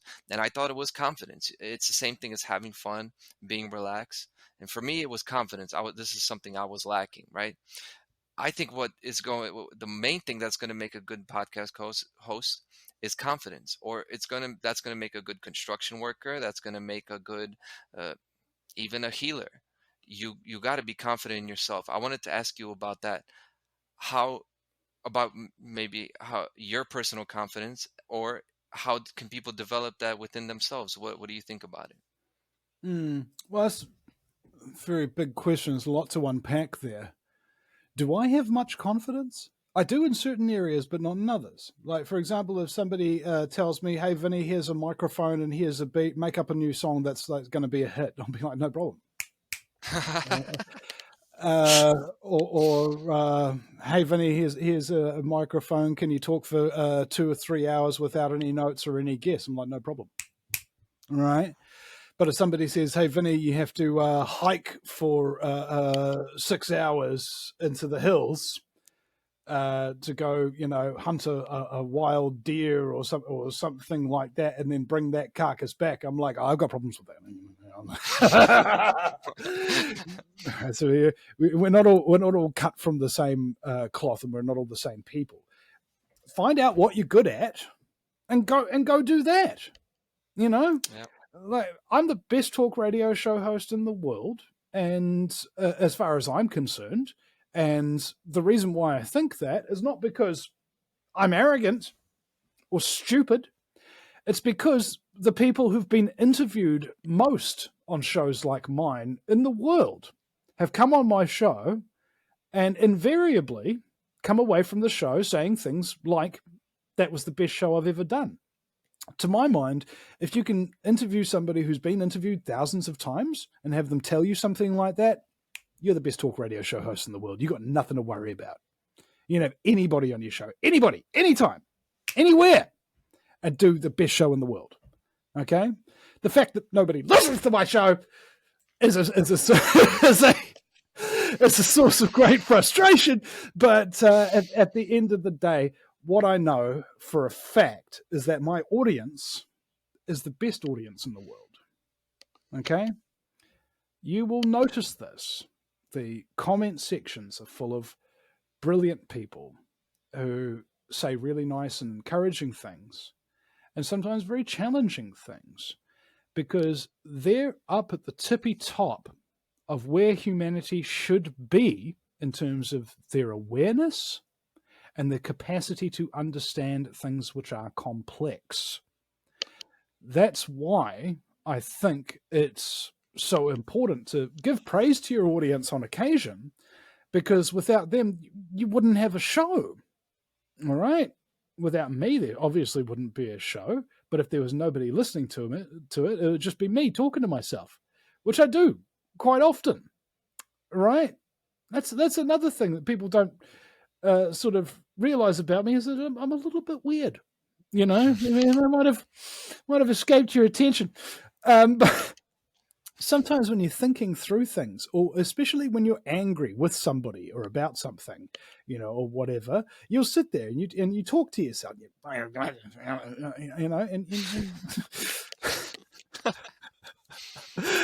we've all done that. Hopefully, I'm not the only one. But maybe we all have our own methods. But yeah, we all do that. yeah.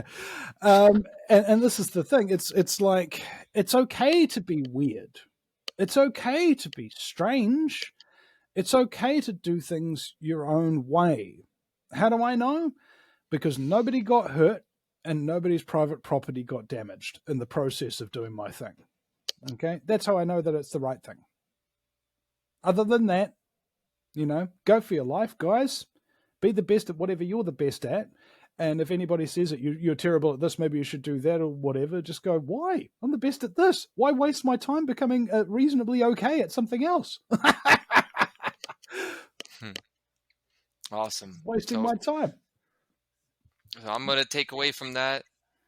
Okay, no problem. I could do this, and it's okay if I'm weird. And that's a great answer. You even threw in the definition of objective morality in there.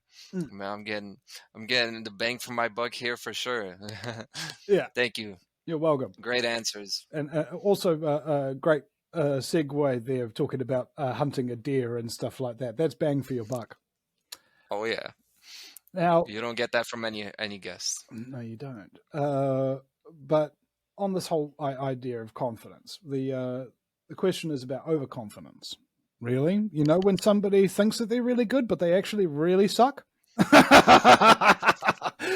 Don't become one of those people, man. Oh no!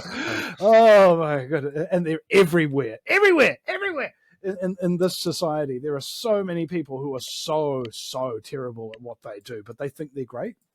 And what's really good is to be around people who you know, don't think, but you know, are actually better than you at something. Okay? Like, I love my mate Barack. He's great at playing the drums. I can't play the drums. He's great at electrical engineering. I can't engineer electrical, you know. I love my mate Ian because he can build pretty much anything, and he can play the bass. I can't play the bass. I can't build. And I love my mate Mike because he can play multiple instruments, and he can take a photograph that will make your blood run warm. You know, just a beautiful eye to it. All these guys have talents and skills and things of that nature that I don't have. That's part of the reason why I love them, because they're my good friends, you know. And my dad always said, if you're going to have friends who can do something. All right. And all the friends and stuff like that I have in the truth movement, they're people who manifestly are capable of creating things out of nothing. Like, literally, if you've got a computer that works, you can create stuff out of absolutely nothing for free, more or less, you know. But you just have to have that investment in the technology in the first place. I remember back in the day, I had a 21-inch iMac, and now I got a 27-inch. I got 3 of them. You know, I had 4 or 5 of them. And this is the thing. If you are working and you're trying to start this up from scratch, it's going to be tough, bro. No lies. Because the universe doesn't want people who are lazy to succeed. Okay? The universe takes one look at you. Are you lazy, bro? Yeah, I'm pretty lazy. Then fuck you. That's how the universe works. It doesn't care. All right. If you're willing to put in the effort, it'll be like, oh, this guy's serious. But he's really stuck right now because he's worked so hard on this one computer that he's burnt it out. He needs another computer. Let's just manifest this guy over here that's going to give him a computer. The first time he was listening to his show, gave him a $3,000 iMac. Because I needed it. Exactly at that time. Right? And the right person came along. The manifestation. Okay? All through putting in the effort. Like, I don't know anybody else in New Zealand who's put 20,000 hours of content up there. And namely because the only people who've been publishing content have only been started publishing them since like 2017 at the earliest. And some of the people who are like doing really well now, like Liz Gunn and Counterspin, they've only been around for a year, maybe 2. Okay? They're only just starting. They've got a baby collection of content and things of that nature. And they'll learn, just as I did, that the harder you work, it doesn't really get you anywhere. All right? That's strange to say. That it's not about working harder. It's about, you know, as they say, working smarter. But I'm not sure it's that either. I work instinctually. You know, I'll get a message from somebody and go, hey, Vinny, have you ever heard of this person? And I was like, no, I haven't heard of that person. I'm going to send them an interview request and find out, you know. Oh, why don't you watch their videos or read their website first? And I was like, what's the point when I can talk to the person? You know, it's a waste of my freaking time. If I'm getting onto a one-on-one, like, for example, what would you rather do? watch a Steven Spielberg film for 2 hours or interview Steven Spielberg for 2 hours. You know, that's the thing. And the truth movement is great because we all want to talk and we all do it for free. Okay? So if you're in the truth movement and you want to interview somebody, it's as simple as sending them an email.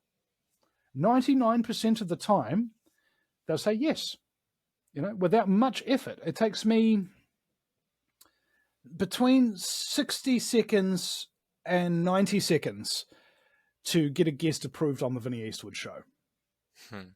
You know, write the email. Hey, I want to get you on the show. Please contact me if you're interested. It's maybe like 10, 15, 12 seconds, whatever. And then they email me back. They say yes. And then I email them back, telling them the exact time and the Skype details and stuff like that, and then put it in my calendar, and we're done. 90 seconds later, we've got David Icke on the show, or we've got Mark Passio on the show, or we've got James Cord on the show, or Max Egan, or any number of thousands of individuals who have huge followings and things of that nature that you can get on the show, even as a nobody, just like that. Just by making that little bit of an effort. And sometimes it's intimidating. And I'm still intimidated by a few people that I haven't been able to get on the show yet. One of them is Alex Jones, and the other is Jesse Ventura. You know, some people are really, really hard to get, and you actually have to put a huge amount of effort into getting people like that. But yeah, man, it's hard work all the time, doing what you do, regardless, because of the emotional load that you have to take on. And so burning yourself out, working way too hard and things of that nature, you're going to be stressed when you do your shows. And when you're stressed, you're not going to relax, and your guest isn't going to relax either because of that, because they'll feel it. Okay? You want to be relaxed and you want to be happy, or at least as relaxed and as happy as you can be, considering whatever subject matter that you're talking about. Okay, so don't stress out. Oh, my website's not ready. Oh, that video was crap or whatever. Relax. And your shoulders come down a little bit. And I'm going, no, relax. And then your arms go totally limp. And I go, no, relax. And then your legs start getting a little bit dumb. And I'm saying, no. Relax. And then you're just like, oh. You see? Manifest relaxation while you're in stressful situations. That's, I think, key to longevity in this movement, because things are not going to go your way a lot of the time, and things are going to be difficult. But if you can center yourself on a regular basis, then you can survive it. It's like Robert Anton Wilson once talked about the cosmic schmuck principle.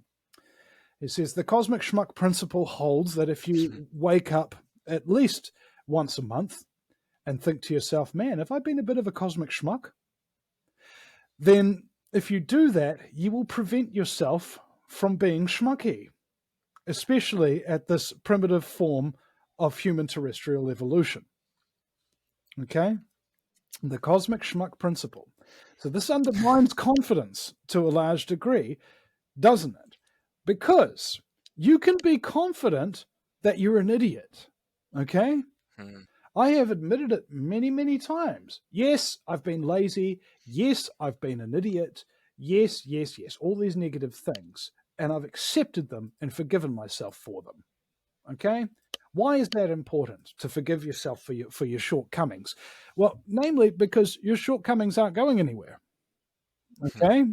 And they're going to continue to hound you and piss you off at yourself. And what that's going to prevent you from doing is the work you're here to do, all right? You can either be pissed off at yourself because of what you're not doing, or you can just focus on what you're doing, all right? And you can't do both.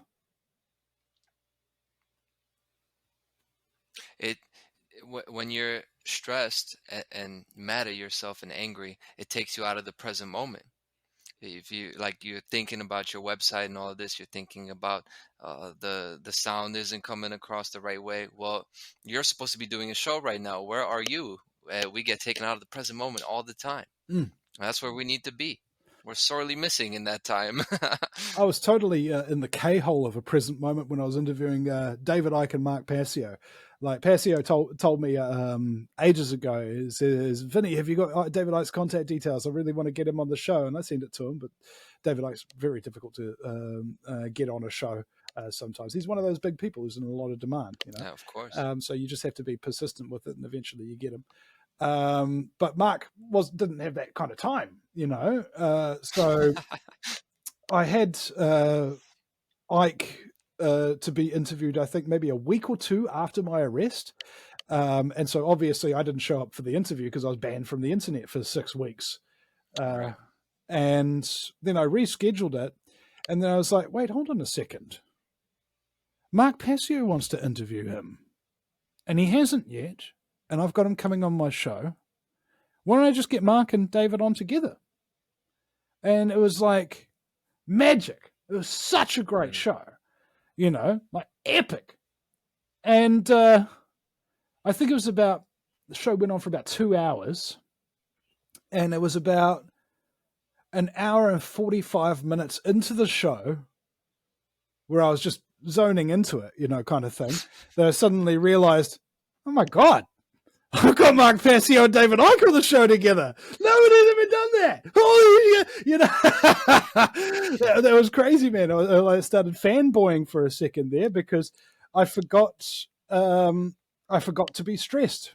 I forgot to be worried because I was just focused on having a conversation with these guys, you know, and that's where the best shows happen. Yeah, that's awesome. That's a powerful message and a really relaxing one. Yeah. I mean, whenever I get stressed, and I get stressed out on a daily basis, there's lots of stuff going on. Just ask myself, you know, where are you? I'm right here. What time is it? It's right now. Is there a threat coming to kill me in the next 60 seconds? Nope. Take a deep breath. Open your eyes. And you're back in reality. The vast majority of the things that you're worried about aren't here yet and may never manifest. And so the longer you worry about things that don't exist, the more of a waste of time your freaking whole life is going to be, isn't it?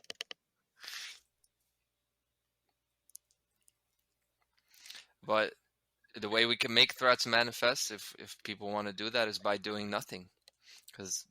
And that's what we're doing. It seems like there's a whole lot of indifference, and we're just chilling, and nothing coming to kill us. So people are just chilling. They're sitting on their couch, and they're not really trying to build. You know, there's so many cool things to do in the world. So much if we just use our voice. You know, I'm all about using my voice right now, but you don't have to use your voice. Like you said, not everybody's good at one thing. You could use your hands, you could use your feet, you could use your head. You know, start hitting the wall, see if you could bust it down. Maybe somebody will. But man, I know I was one of those people doing nothing. Worst thing to do is nothing. If you do something, you do it wrong, you could still fix it, right? Yeah. Well, I mean, that's what I said on the show a while ago is that the only thing you have to do is not nothing. Okay? It's very simple when you think about it like that, you know?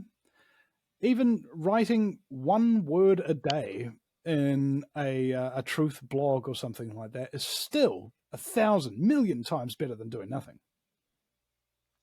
And if you write the same word, you're going to get pretty damn good at handwriting. Well, one can only hope. You know? It's practice and repetition. So, like, I was also schooled by the best. Like, I had my first real kind of like with radio was Vapi Kupinger. She was the #1 rated talk radio show in New Zealand. Okay, and she was on Radio Wātea, urban Māori radio. Okay, very, very small station. but she got more listeners than Willie and JT. This is John Tamahiri and Willie Jackson, who are now both members of Parliament, by the way. She had more listeners than they did. They had the midday show, on Radio Live. You'd think it was a huge show. But she had more listeners than they did on Urban Māori radio at 9:00 at night on a Thursday. Right? She was brilliant. And how did this old Māori lady do that?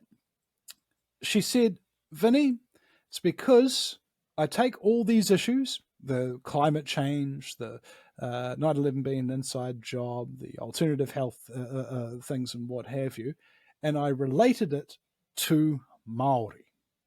Okay? So that Māori would be able to understand it. And I took that lesson and I was like, hey, wait, hold on a second. The biggest talk radio show host in the world, as far as the truth movement's concerned, was Alex Jones. Now, Alex Jones, obviously not a New Zealander, so I can't compete in that way. But however, because the majority of my audience is American, I'm able to do what Vapi Kupinga did for Māori. Okay? Take all this information about New Zealand and relate it to Americans, because that's what you do. You're trying to translate for people information in a way that they're capable of understanding it. And so if you're all highbrow and what have you, I was raised on American TV, raised on American food, raised in American movies, raised on American technology, and this, that, and the other. As far as I'm concerned, if you're in the West, you're practically American already, if in all but culture. And Americans have this thing that's very, very different to New Zealanders, is that they have a history of overthrowing tyranny. Okay? And if you've got a history of overthrowing tyranny, and that's part of the thing that you learn when you grow up, we're the greatest country in the world, we overthrow the British and so on and so forth, you have a completely different mentality from New Zealanders who are like, oh, we're still British. Because we didn't do anything. Okay? We didn't cast off the shackles of our oppression or anything. We just sat there and we frickin' took it like a bunch of cowards. And that's that American spirit, bravery, even though you're up against the biggest empire in the world at the time of England. Even though that might be the case, you still want freedom and you're still willing to fight for it. Right. And that inspires confidence, doesn't it? Something like that. It even inspires it in me, and I'm not even an American. I'm Polish. I'm 100% Polish, but I'm telling you, I live here in Chicago. I feel it. And I anybody who I ever came across who was from New Zealand, I thought they were awesome. I'm like, oh, these guys are just Americans. It's just like, man, these guys aren't supposed to be over there with no guns. We want them over here. Yeah. And the American dream, kind of thing. And what was very difficult for me living in New Zealand but doing an American talk radio show host is the time zone difference. All right, especially when I started, trial by fire at American Freedom Radio. You're doing a 5-day a week, 2-hour a day show, Vinny. I was like, really? What time? 3 a.m. till 5 a.m.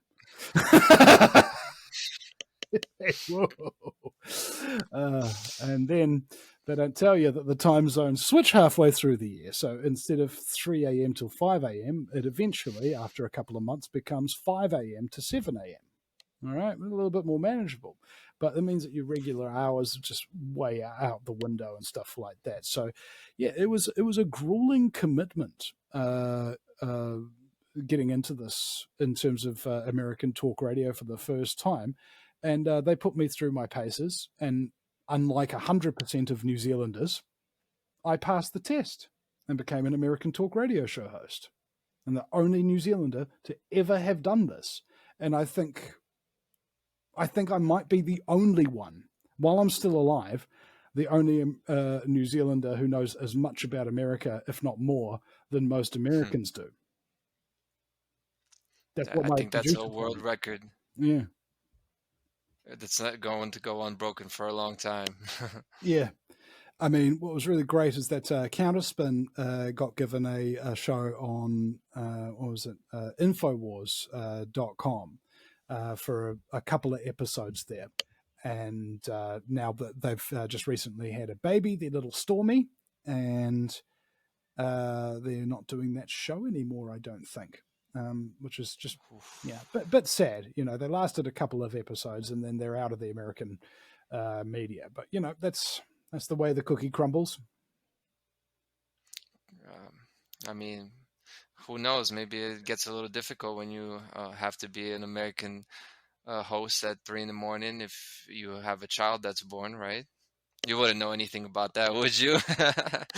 Yeah, well, I've got my my daughter who lives with my ex-wife a couple of hours north of us. I'm going to be giving her a call in about 3.5 hours from now, actually. Haven't called her in about a week, and I feel really bad about that. I miss my baby so much. And I've got my my new partner, Rebecca, here with me, and our little baby, Alfie. And he's just manifestly cute. Like you just look at the little smiles and listen to the little laughs and stuff like that. You're like, oh my goodness, that's a cute baby. And he filled me full of love. And I saw a thing on Twitter today, an article out of the New Zealand Herald, if I remember correctly, saying that there's a connection between being a parent and having a hard life, you know, like being depressed and anxious and stuff like that. And I'm sure there is probably a connection there. And the connection is most likely, in my opinion, narcissism. Okay? If you're a parent and you only care about yourself, you're going to see it as a chore and a hassle to love and take care of all the needs of your baby, because you want to be out partying, won't you? You want to be out having sex without consequence, won't you? But instead, nah, you're stuck at home, you're folding, washing, you're cleaning up pooey nappies and things like that. And that's all you see is what you've lost. But if you do find your baby very, very cute and very, very lovable, you enjoy changing those nappies. You love folding that washing, because the whole time you get to see this little face looking back at you and smiling and laughing and being ridiculously cute. And your brain tells you that that's a good thing. It makes you feel all warm and fuzzy by manifesting frickin' oxytocin. Okay? That's the way it is. Nature's designed in a very specific way to give you rewards for doing the right thing. Okay? Now, unfortunately, we don't live in a world governed by natural law, or at least not governed by people that apply natural law. That thing can be a little bit out of whack. But yeah, man, I remember what Ed Dutton, the Jolly Heretic, told me. He said that because of the amount of idiots in the world, and believe me, there are a lot of idiots in this world, they are so dumb that they can't perform basic tasks, okay? And because the idiots are multiplying faster than the intelligent people, eventually you won't have enough intelligent people left to do things, okay? So you won't have anybody who's intelligent enough to be an electrician to get the electricity running if it goes out, or a plumber, or a builder, or something like that. This takes intelligence. And the vast majority of really dumb people in this world will never be any of those things. They can't. They physically don't have the brain power to do it. And this means Ed Dutton believes that if you are intelligent and you have an intelligent partner, you need to be having as much unprotected sex as possible and be raising as many children as you can possibly take care of. If you don't, one day the power is going to go out and it won't come back on, because there won't be intelligent people on this planet capable of doing it. And I'm like, ooh, okay, yeah. Honey, let's do this. Yeah, let's get to work. Yeah. Intelligent and courageous. That we need a whole lot of those people. Yeah. Not a lot of them left, though. But the less that there are of us, the more valuable we are, I think.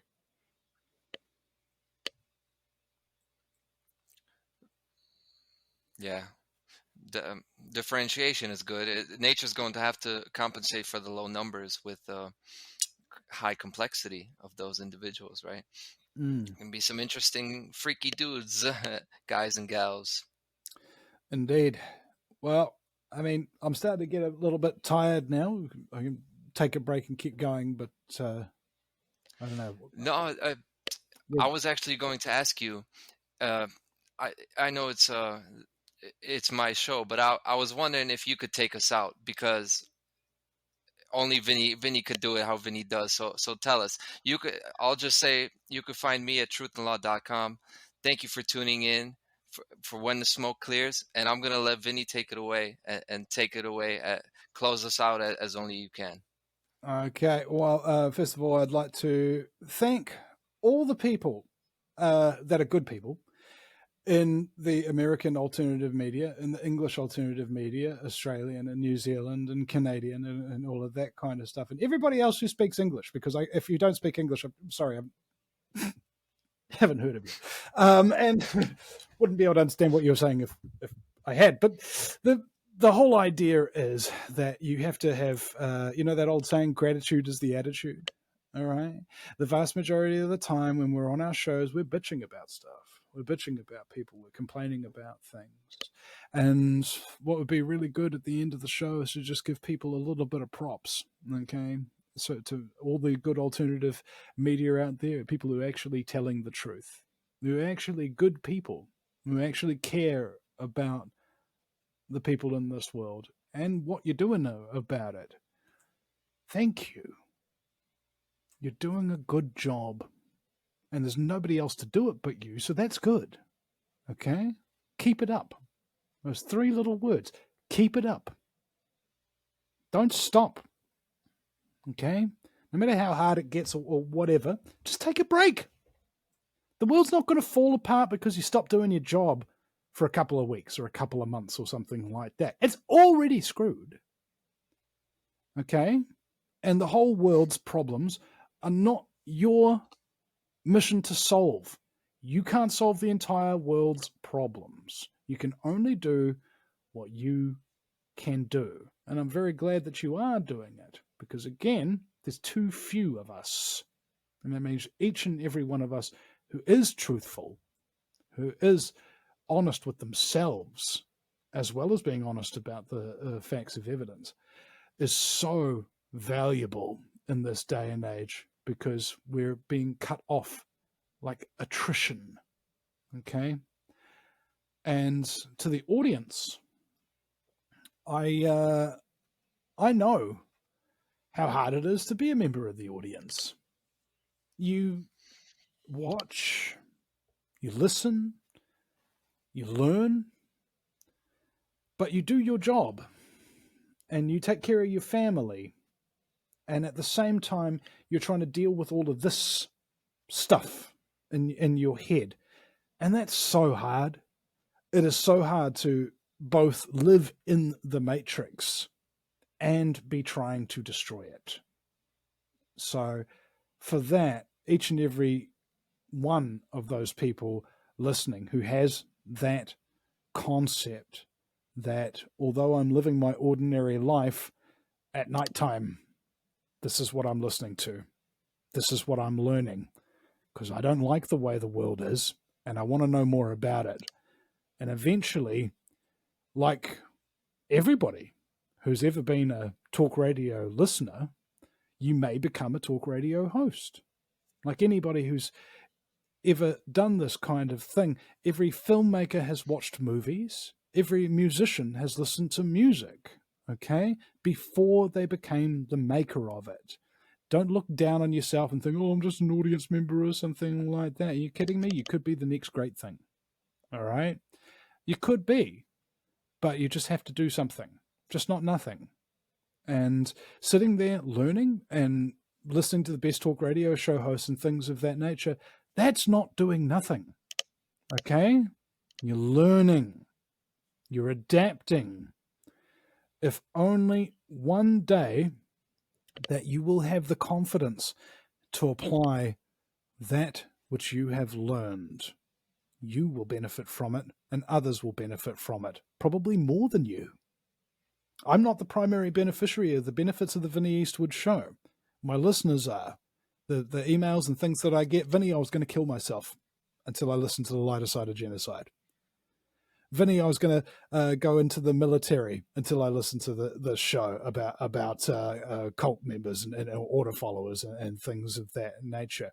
I have saved lives, and I have saved lives from being wasted as well, simply because I was here doing what I was doing with other people like me, so that it would inspire people like you in the audience to be better than what you think you are. With that being said, thank you very much. Ladies, gentlemen, fellow slaves of the global plantation, the Vinny Eastwood show is bad news. It's like the news, but worse. It's the lighter side of genocide. Just because we're being exterminated doesn't mean we can't enjoy it. Otherwise, what's the point of being killed? The Vinny Eastwood Show, where the only thing worse than living in a high-tech global police state run by child trafficking Satanists is Vinny's jokes. And I told myself I wouldn't do this, but I'll have to get a last word in.